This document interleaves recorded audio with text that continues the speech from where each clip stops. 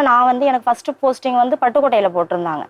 அப்போ நான் அங்கே போய் ஸ்டே பண்ணி தான் நான் ஒர்க் பண்ணுற மாதிரி இருக்கும். அப்போ வீட்டில் ஆண் துணை இல்லாமல் இருக்கணும் அப்படிங்கிறதுக்காக நான் என்ன பண்ணியிருந்தேன் அப்படின்னா, வீட்டோட மாப்பிள்ளை விட எங்கள் வீட்டிலே இருந்துருங்க அப்படின்னு சொன்னால் இவங்களும் அக்செப்ட் பண்ணி தான் வீட்டிலே தான் அவங்கள பார்த்துக்கிட்டாங்க. என்ன வேலை பார்க்குறீங்க?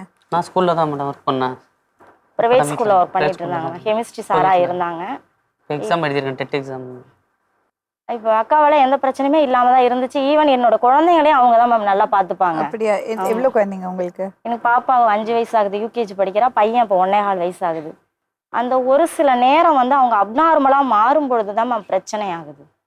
அது வந்து வீட்டுக்குள்ளாரே ஃபஸ்ட்டு இருந்துச்சு. வீடுகளில் இருக்க அந்த பொருள்களை உடைப்பாங்க, அம்மாவை அடிப்பாங்க. ஃபஸ்ட்டு அம்மாவை அடிக்கிறது தான் எனக்கு ரொம்ப, ஏன்னா அவங்களுக்கு ஏஜ் ஆயிடுச்சு. இவங்க அடிக்கக்கூடிய அடியை வந்து அவங்களால தாங்க முடியலை. அது ரொம்ப கஷ்டமாக இருக்குது. என்னையுமே ஒரு சில நேரம் அடிச்சிருக்காங்க.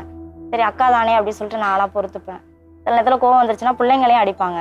இப்போ பாப்பாவை நான் ஏதாவது தப்பு செஞ்சுட்டா மிரட்டினேன் அப்படின்னா அவங்களுக்கு கோவம் வந்துடும். இப்போ நீ ஏன் பாப்பாவை திட்டுற அப்படின்ட்டு பாப்பாவை அடிப்பாங்க. அந்த மாதிரி பண்ணும் பொழுது அது விபரீதமா முடிஞ்சிருச்சுன்னா என்ன பண்றது அப்படின்னு பயம் வருது. பக்கத்து வீட்டுல ஏதாவது இப்ப ஃபார் எக்ஸாம்பிள் இப்ப எங்களுக்குள்ளார ஏதோ ஒரு சின்ன சண்டை வருதுன்னு வச்சுக்கோங்களேன். பெரிய சண்டைலாம் இல்ல, சின்னதா ஏதாவது சண்டை வருது அப்படின்னா அவங்களுக்கு அதை தாங்க முடியல, டென்ஷன் ஆயிடுறாங்க.